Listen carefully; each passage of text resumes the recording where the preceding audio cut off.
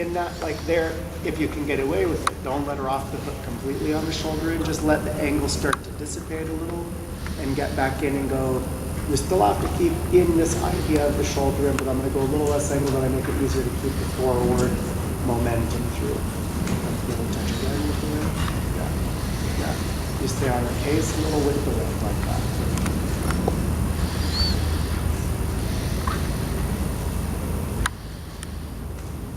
Exactly right. You can pester her a little bit with the whip. So that hind leg energy, that RPM level comes up and stays up. The one thing after this to be thinking is as you give her that touch with the whip, she's got to react. So you might give her a touch kind of every other stride. Going, come on, a little more, a little more, a little more. But you're saying to her each stride, you have to give me a little bit more. And I'm going to let that kind of pestering challenge on the hind leg keep building more trot and more cantering. Good. Just to touch a shoulder in. Think the same with the whip in the canter itself as far as getting rid of and winding up and revving up.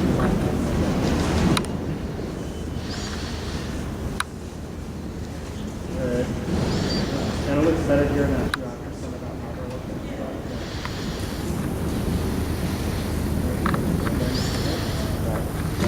Right.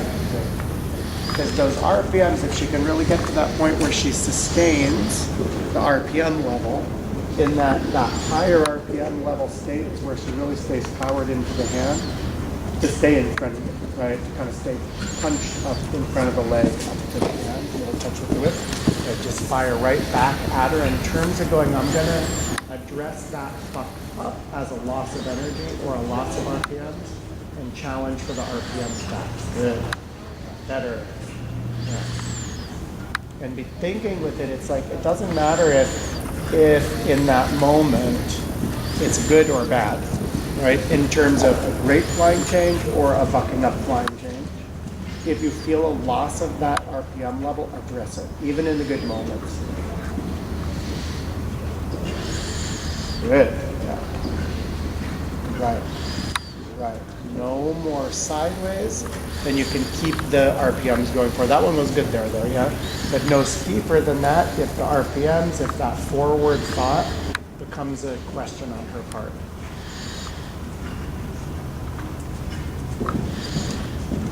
Good. And you bring her back and make sure the hind leg stays active, no slow. Good. Right. Oh, you give her a little break again in there. Good. Getting better there.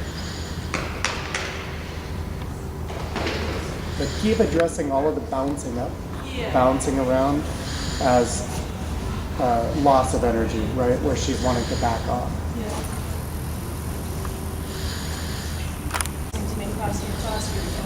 Yeah. And you can use in that way, as long as she responds to it, you can use the whip a lot. You know, it doesn't have to be hard, but just that little pestering. Come on, a little more. So that the RPM level of the hind leg, one, gets a little bit higher, but then also kind of sustains or becomes self-sustaining. Not self-sustaining meaning you won't help her keep it, but self-sustaining in the sense of just the whip is working to kind of keep it so your leg can worry about other things.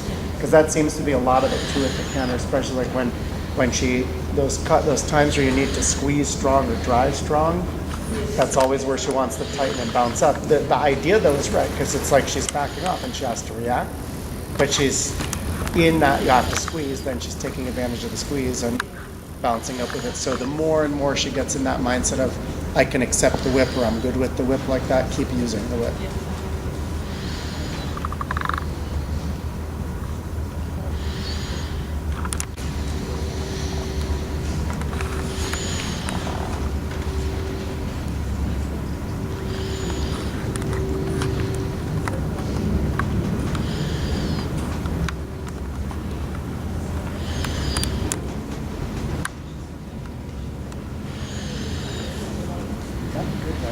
Well back in your upper body. That's a huge part of that, like I said, is like leaning back and just convey this energy to her of I'm not going to allow the door of your croup to be open for energy to bounce up through, which is just leaning back on it. Another huge part is as you're back there, you're kind of saying, hey, 2/3 of your body should really be popped out in front of it. The other part is, like we said earlier at the beginning, just that uphill balance, thinking that you want to keep riding the balance you want her working in, which is more and more uphill, versus the balance she wants to be in sometimes, which is that I'm going to bounce the croup up and tip down in front. Good. Well back, you got it. You got it. Yeah, right. You address that little bit of slowing down. Keep tickling with the whip now and then. Right. Just to keep saying to her no, backing off. Keep counting as well, like there your trot rhythm. Then in terms of setting in the RPM level or the cruise control, you know, where you want it running the RPMs at, where you're going no less than this. Tick, tock, tick, tock, tick, tock, tick, tock. So the moment you feel it start to slow down, you're quick to touch her with the whip or quick to address it. Yeah, good, good, good. A little more from behind there is just slowing down again. Yeah, you got it. You got it. It's fine. Yeah. Even if it ends up on her end kind of being a discussion where she goes, I don't want to speed up, you kind of go, well, you have to speed back up, yeah? That's the minimum. You have to hold up that end of the bargain for me. Right. Good. Good. And like I said earlier, like I think from the whip is the best, just because she has that overreaction to the leg. I mean, she can have it to the whip too.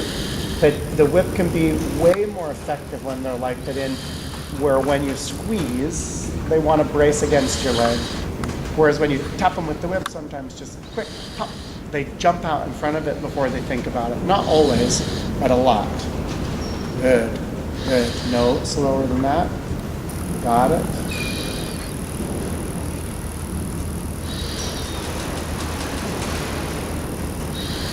Yeah. Very good. Good in the balance too, with keeping her up in front. Good sitting into her. And again, just keep counting that. Tick, tock, tick, tock, tick, tock, tick, tock. Just a little slower here. Right. And think too, if you feel with her in the trot, you feel with her head and neck kind of wobble up and down. Not necessarily in or out, but the up and down. Think of the up and down moments as her forehand trying to do a little too much pulling and the hind leg not doing enough pushing. And that's again a moment where, yeah, you want to address the speed, the RPM level in the hind leg to say, come on, a little more. That's good on the short side, yeah.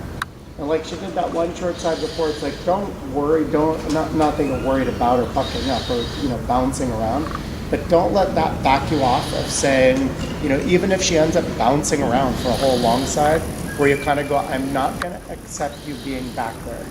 You have to stay kind of 2/3 pushed up and out in front of me. Yeah. Touch with the whip right away. Yeah, right, right, right. Keep going, touch her again with the whip.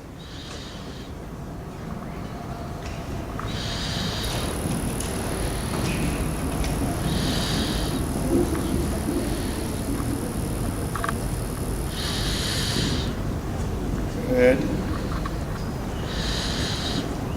Yeah, you can kick her back, right, or again, touch with the whip. Good. Back in the upper body. That's better. Good.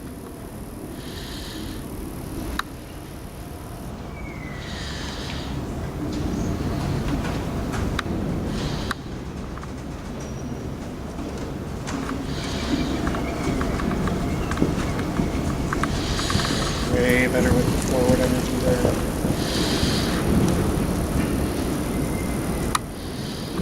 Nice. I like the RPM there. Good. Good. Good. Same mindset in the upper body, just staying well back. That was better too at the medium push, right? Think ask and release the driving aid, and if she doesn't go, correct it. And you can think too, like there, that was plenty forward there. It doesn't have to be huge, the mediums and extensions, if she's going to use the push on the medium or extension against you in the bouncing up. Nice, good, good. Hold back. You definitely want to put in that thought with the mediums, right? The medium to left, just as far as kind of getting the motor going. But like we said, it's just the reaction. They don't need to be huge. Good, better.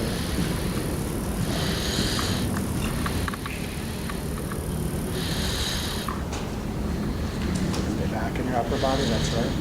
Just so you keep her marching.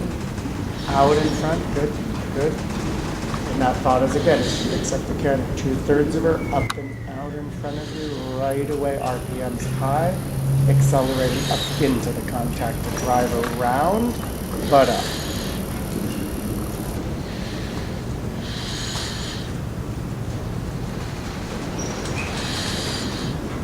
Better, yeah.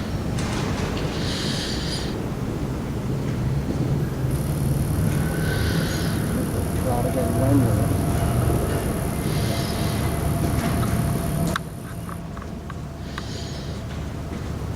Better active there.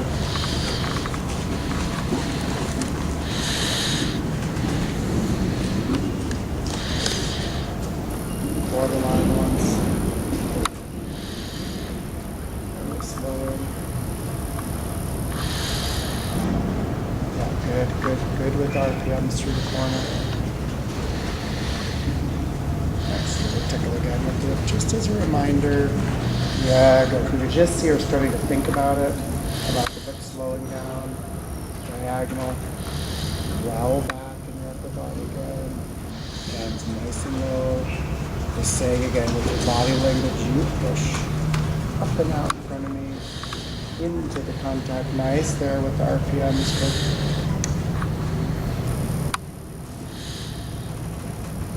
Borderline one more time. No slower.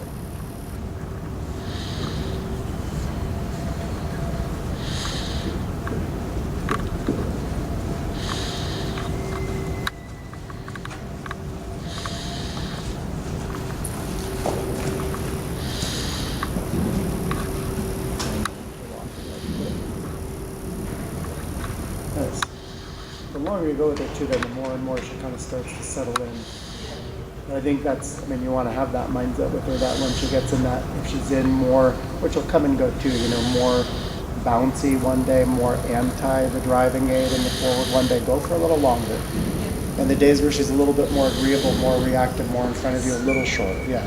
So you can kind of, you know, just keep saying to her on that level, I'm going to keep it pretty basic. If you react well, the training's easy. It kind of takes care of itself. If you react wrong, then we're going to have a discussion about it and be more kind of involved in your face a little bit. And then, like I said with it in the beginning there, I would just throw when she kind of gets a little single-minded or fixated, just keep throwing a million transitions at it. Keep it so broken up that she never has kind of a long, you know, more than half a long side in a row doing any one thing. Yeah, Good. All make sense? Yeah. Yeah.